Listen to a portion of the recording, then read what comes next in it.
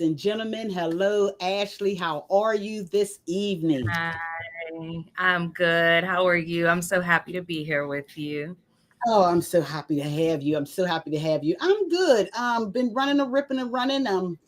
Came back but a couple hours, to get ready for this. Super excited. And so, I know your calendar before we got on. I was on social media. I seen you out knocking doors, so I know your calendar is full. You're home. You have the babies, and so I do. We are not going to waste your time, our ladies and gentlemen, our audience.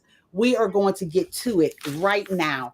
So, Miss Ashley, if someone don't know you, tell us a little bit about yourself. Who are you? Yeah, so I'm Ashley Comans. I'm a mom, I'm a wife, and I'm a candidate for state representative for the 34th House District. And oftentimes we say our districts, and people are like, I don't know where that's at. So that pretty much covers Wilkinsburg, the Woodland Hills School District, minus Turtle Creek, a little bit of Pittsburgh. We have a slither of Homewood and Point Breeze. So that's a part of the district. I'm a community advocate. I'm a school board director. This year I was appointed, or not appointed, elected, and alongside my board as the vice president. I've been on school board since 2017. I got into this work because 2016 happened, and I was like, Mhm, okay, I got to do a little bit more than going and voting. And so mhm, I really got involved in our local politics. I was a newlywed, and I knew that my husband and I, Dante, would want to have kids. And I believe in public schools, and I wanted to send my kids to the schools down the street from me. mhm. And so I got to work. I knocked doors. I won my race. And we've done some really good work in Wilkinsburg as a school board director. I currently serve as the media and government relations manager for Healthy Start. So that organization is Pittsburgh based. It's actually in district. And we address maternal and health disparities for women birthing folks and children across Allegheny County. And I also love to say that I was a campaign manager for my husband, who is now the mayor of Wilkinsburg, when he won that title back in 2021. We're in this work, and that's that's how that's how we got here. Yeah, yes, thank you for sharing a little of yourself. You spoke a little bit on you being the school board director, and I want Mhm. to touch on that. And as you said, since 2017, December of 2017 to be exact, can you share with us some of your wins, some things that brought to the table that either move the district forward, and or Mhm. is there things that you were not able to bring to the table that you wish that you could have?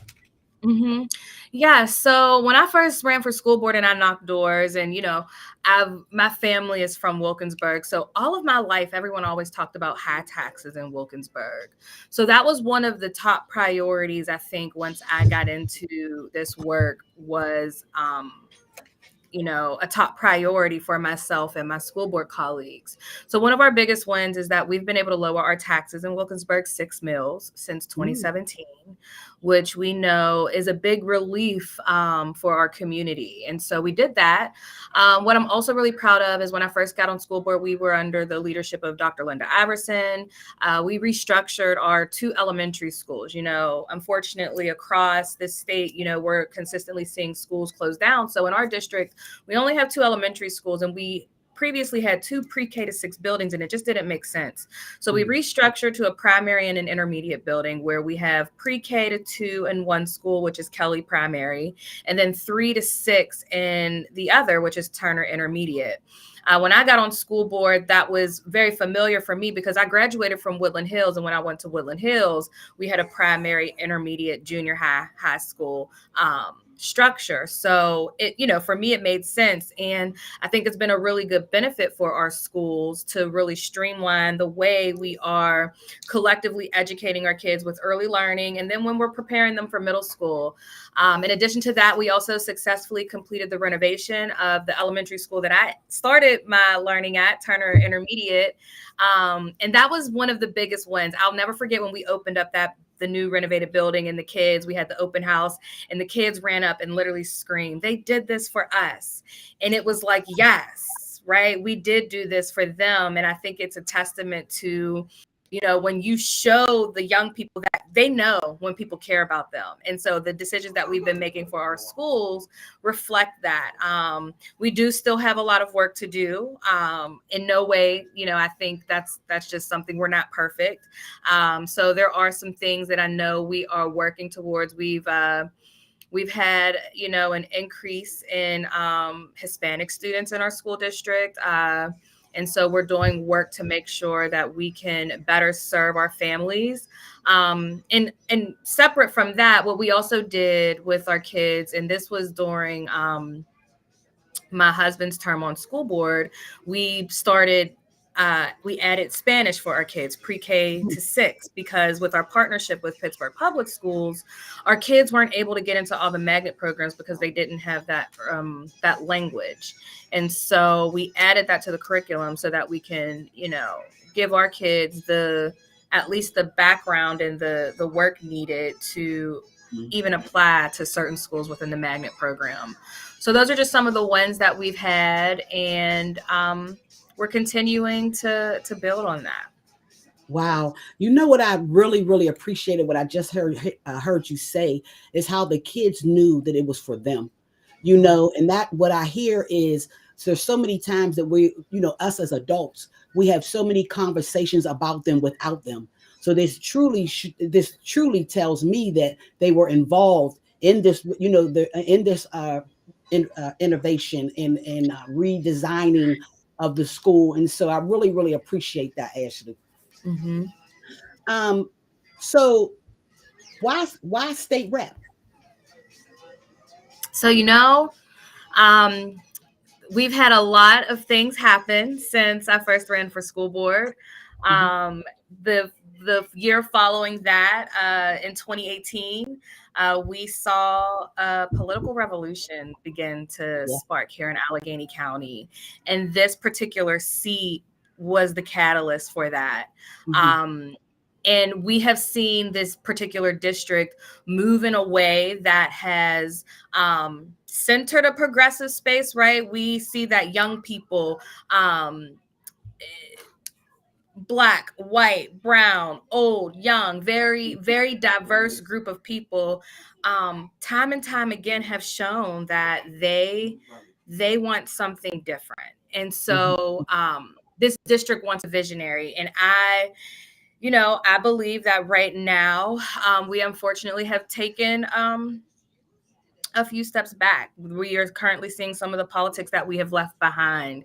And so I believe that in this upcoming primary, we want to make sure the community knows that they have a choice.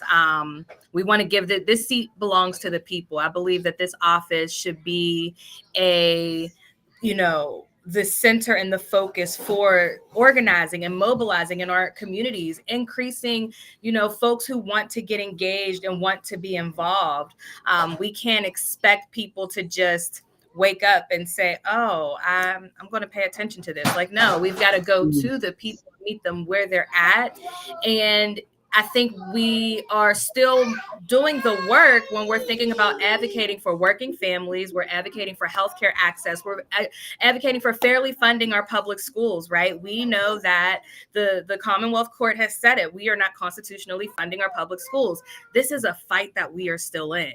We are just getting started. We've made some advances, we've made some progress, but we're not done. And so I think that it's time that we make sure that this seat is continuing to be a leader in that space of bringing the voices of the people from Western PA into Harrisburg and not giving up, not stopping this fight, because we know that this is what our community has shown us at the polls time and time again.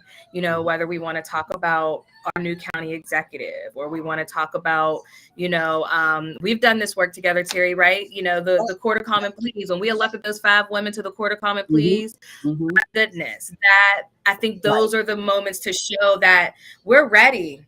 Western PA is ready. And so it's time that we make sure this seat is still in the work. And on the front lines Mhm. of bringing the voices of those who have been most, impact, voices that have been left out. We still need to be bringing those up to Harrisburg. So that is Okay. why I am running. Thank you. Thank you very much. I want to talk. I want to talk about tap into two things that you had said. Um, One, you were talking about our public schools, right? And when you were and you also were talking about the community, the people in the community. So when we first got on, I asked, I seen you knocking doors, so I don't want to waste your time. I know you've been out. So tell us, what are you hearing? What are you hearing from House District 34? What are you hearing when you're knocking on the doors, Ashley? Can you share some of that with us? I'm, yeah, the same message that I just shared with you now, I'm sharing with the voters on the doors, and this is what they want. They are in agreement. This is the message that they see still is still needed. I just talked to someone on the doors earlier today, and we were talking about his taxes, right? His taxes are going up because we're not funding our schools adequately, and it cannot continue to be on the backs of our property taxes. That is not the way. That goes to show that we are still allowing our zip codes to determine the type of learning experience that our young people get to have, and that's not the answer. Our minimum wage is still $7.25. That is not enough. When I first graduated from undergrad and I was working at WPXI, I made $8 an hour. Wow. That Wow. that just was not, livable, right? And so we know that should not be acceptable. That's not livable. That is not ensuring that people are able to go to work, feel pride in the work that they're doing, because they still can't go home and pay their light bill, pay their rent. You can't pay Mhm. rent with $8 an hour in 2024. Well, So ladies and gentlemen, because you took one of my questions off, so I can literally you share with us your take on minimum wage, so I can take one of yes, the questions off. So yes. you tapped into schools again. So I've been reading about the governor's budget proposal Mhm, for the 200 million through the basic education funding line. Um, mhm, and that is to be distributed, as we know, throughout the 500 districts. mhm. Do you think this is enough? And if No. so, oh, It's a step in the right direction, right? Like it does show. What I will say about the governor's budget address, which was mhm, personally exciting to see, right?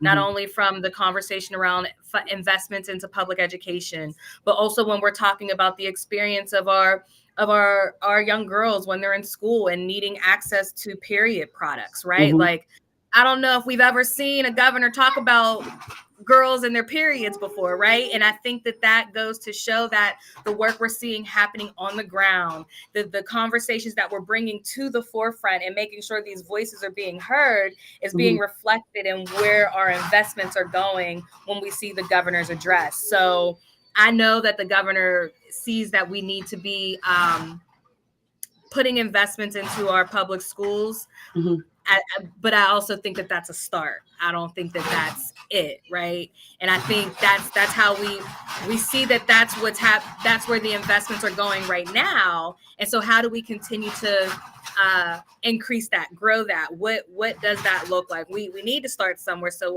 I'm happy to see that, but we also need to make sure that we are we're investing in our public schools and investing, and I'll say it here, right? Vouchers also aren't the answer. So I think that we can, we're gonna be appreciative that we have the ear of our governor to know the mhm. investments in public education need to happen, and we know that's the start. and let's continue to focus on what are we doing for our public schools. We need to not only be invested like the 200 million, our schools need to be renovated. The infrastructure of our schools in itself. When Pittsburgh Public Schools at the beginning of this school year in September, when we had those really hot days and they had to close down for virtual learning because there's not air conditioning in the buildings. And I know a lot of folks online were like, oh, these kids, they're soft on them. I'm like, no, it was actually really hot. Mhm.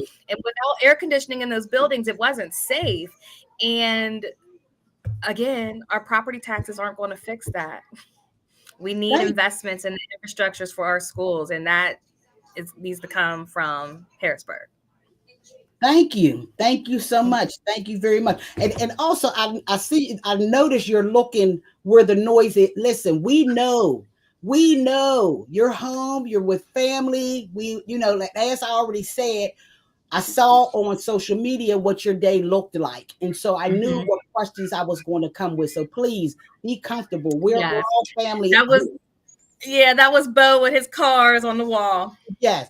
So yes, I love to make sure that this place is safe and be comfortable. So let's skip over to and thank you. I want to really thank you for your answer, Ashley. I want to jump over to what's your take on legalizing recreational marijuana? So I mean, I think we're seeing it happen across the country, right? I literally just watched a video from Vice President Kamala Harris about. Of course, I lose my words right now.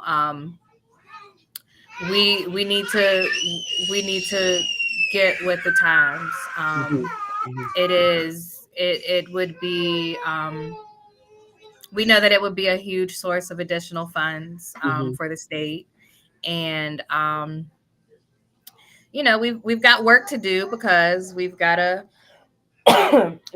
split legislature, but that is very clearly the direction that we're going in as a country, and I think it's just a matter of time. So that's that's where I stand on it. I think the writing is on the wall. Thank you. People shouldn't be going to jail because they smoked a joint, right? Yeah. We need to decriminalize, and we need to Yeah. Yeah. the economy, right? Like let's be realistic. And that's where I go when I know when I'm asked or or in a conversation around legalizing recreational marijuana. It's my mind always go to the economy, and what it can do. So thank you so much for that. Um, Now I asked you earlier why state rep. Now I Mm-hmm. want to ask you a couple more questions before we wrap it up and see if we have any questions for you from the audience. So I asked you earlier why state rep. I Mm-hmm. want to ask you now why Ashley. Why Ashley? Hmm. This is going to take me back to our emerge days, right? Um, I think that, you know, this particular this particular seat, Wilkinsburg is newer into this district, Hmm. and um,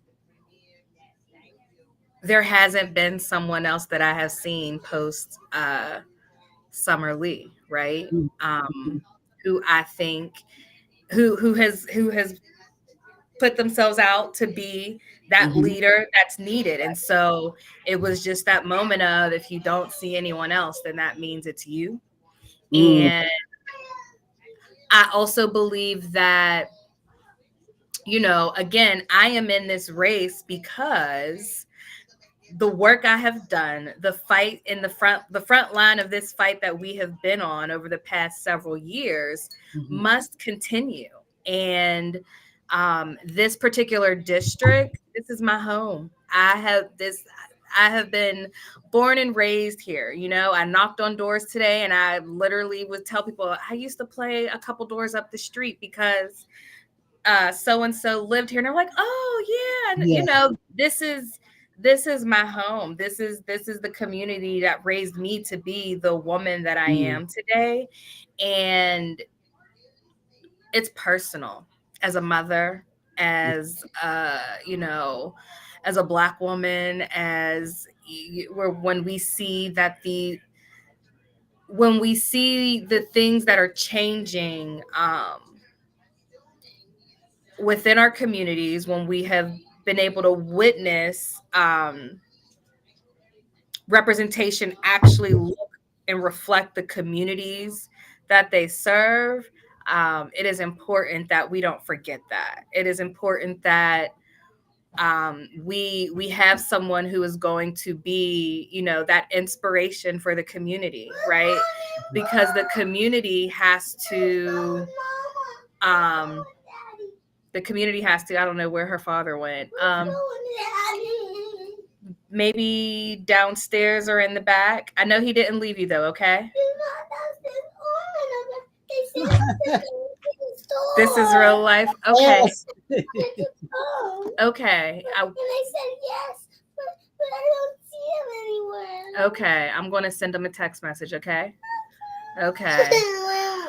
Sorry, Terry. Oh, no, you're fine. You're fine. You're fine. But yeah, so that's why this moment for me, I've stepped up to the call, and the community has been very supportive with that. And it's not as much as I've stepped up to the call, it's also always a reminder that I'm not doing this for me. I'm doing this for all of us, right? Mm-hmm. I'm doing this for my community. I'm doing this for, I'm doing this for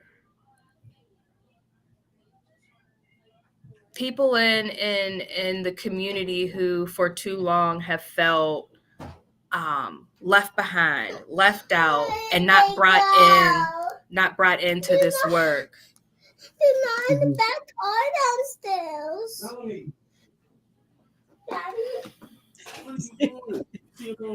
You don't have a chance. Listen, at all. This is like the house with young people. And I thought about it too. I was like, oh, I should have went somewhere else to do this. No, you're fine. You're fine. and thank you for that, because people ask, like, what's your why? And so I greatly appreciate that. And before I think I have like 2 more questions. If anybody have any questions, that please put it in the chat, because we're ready to wrap this up. Let me ask you this: if there's something that first of all, when is election? Election day is April 23rd. We are about 8 weeks out. Okay. From that day. So also, if either you won't be here, or also, unfortunately, our primary has been set for Passover. So applying for mail-in ballots, the drop boxes that were just announced from the county, that will be available for people to have like in-person voter services. Definitely check that out. It's all on the county website. And if you vote in person, April 23rd, make sure you get to the polls. Thank you. And we're going to wrap it up so we can get you back to your family. If there was something a question that someone may have had that we did not talk about, and or they may want to volunteer, they may want to donate, they may want to, as I said, get more questions, get some answers from something that we maybe did not discuss. Which directions should someone go, and how can they get in touch with you? Yeah, so our campaign website is ashleycomans.com. I am on social media at Ashley R. Comans on all platforms. And you can send us an email, hello@ashleycomans.com. Thank you. Now, before we wrap it up, Ms. Comans, is there anything that you would like to say? I'm super, like I said, I'm super appreciative for you allowing me this time and space to share about the work that we want to do. I want to remind everyone that this work that has been happening over, the past several years, we cannot stop. We have left behind the old way of doing politics, and that is not the way, we're not allowing that to come back. We deserve to make sure we're putting the voices and the lived experiences of the people in this community who still have for too long not had that chance to feel connected and to be able to see people speak to the issues that matter to them. We all want to have good public schools in our community. We all want to make a living wage. We all want to be able to make our own choices for our own bodies. We all want to be able to, if we need to stay home and take care of our loved ones, that should be an option for us to do without it being a detriment to our livelihoods. And that is the work that I am currently doing and will only amplify and build and organize even more as a legislator and going to Harrisburg. We not only need to organize in our community, but we also need to be organizing in Harrisburg, because we know that this movement is still new. We're just getting started. So I hope I can get the support of even more people, folks who have listened to this interview, and please reach out. I am here. My ears are open, and I'm ready to get to work for my community. Well, there you have it, ladies and gentlemen. Candidate Ashley Comans for House District 34. Again, can you shoot your information out one more time before we wrap it up? AshleyComans.com, all social media, Ashley R. Comans, and send us an email, hello@ashleycomans.com. And stay tuned for all of our upcoming community educational civic series. Goodbye.